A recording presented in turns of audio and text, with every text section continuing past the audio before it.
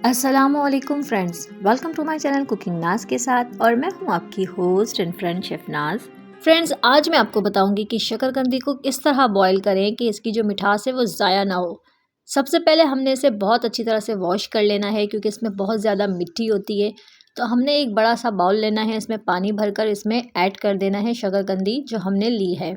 ये तकरीबन वज़न में 1 किलो है।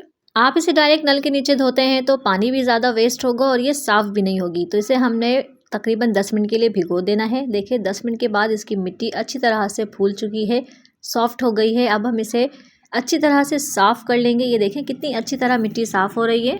इसी तरह हमने सारी शकरकंदी को अच्छी तरह से रगड़ कर साफ़ कर लेना है। ये देखें इसकी कितनी मिट्टी निकल रही है। इस तरह भिगो देने से बहुत ईज़िली आप इसे वॉश कर सकते हैं, साफ़ कर सकते हैं। अगर आप मिट्टी सही तरह से साफ़ नहीं करते हैं तो यकीन करें जब आप इसे बॉईल करेंगे, जब आप इसे पकाएंगे ना तो बहुत ज़्यादा अजीब सी वो मिट्टी मिट्टी सी आएगी। इसे खाते वक्त आपको बिल्कुल अच्छा फ़ील नहीं होगा। तो हमने इसको अच्छी तरह साफ़ करनी है और इसके टॉप और बॉटम को भी हमने कट कर लेना है ताकि एक्स्ट्रा चीज़ें निकल जाए और ये क्लियर साफ़ हो जाए।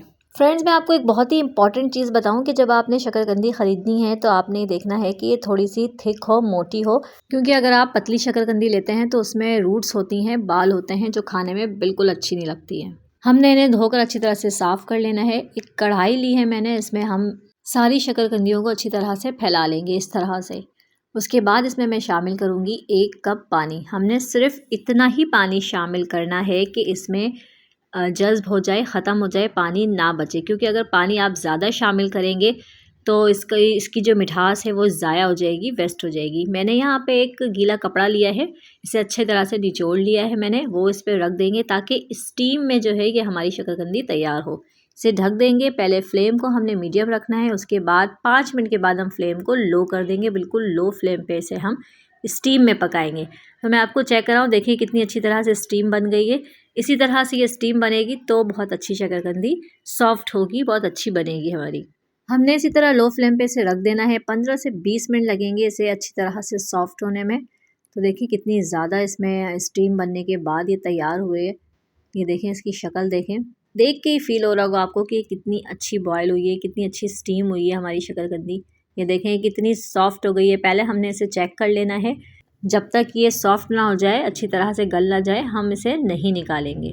हो सकता है जो शकरकंदी आपके पास है जिसे आप पका रहे हैं उसको गलने में थोड़ा टाइम लग जाए, तो आपने उसके हिसाब से इसे स्टीम देना है। तो ये तैयार है, अब हम इसे निकाल लेंगे। अब हमने इसे पील ऑफ कर लेना है, इसे छील लेना है। ये बहुत ज़्यादा गर्म है, बहुत डिफ़िकल्टी हो रही है इसे छीलने में मुझे। आप इसे ठंडा करने के बाद भी छील सकते हैं, बट मुझे यहाँ पे आपको दिखाना है तो इसलिए मैं गरम गरम छील रही हूँ। ये बिल्कुल भी मेरे हाथ से छिल नहीं रही है, बहुत ज़्यादा गर्म है।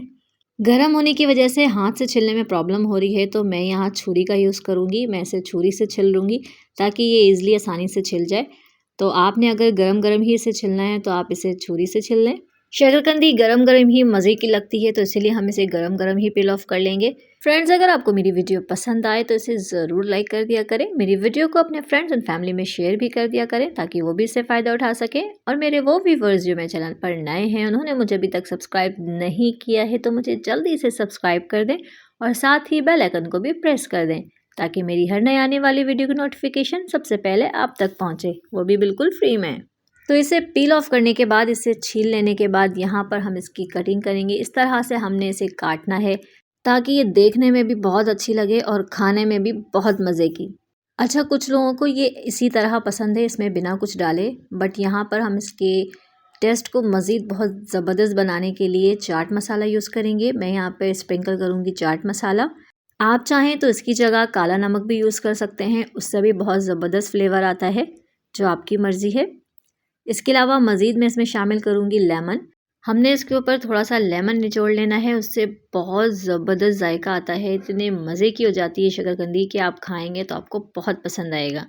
हमने बहुत ज़बरदस्त इसे स्टीम किया है, बहुत ही सॉफ्ट बनी है शकरकंदी। ये देखें, मैं आपको दिखाऊं कितनी सॉफ्ट है ये।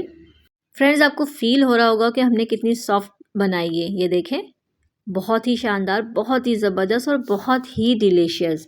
आप इसे इसी तरह बनाएंगे तो आप भी यही कहेंगे और आपको और आपकी फैमिली को भी मज़ा आ जाएगा।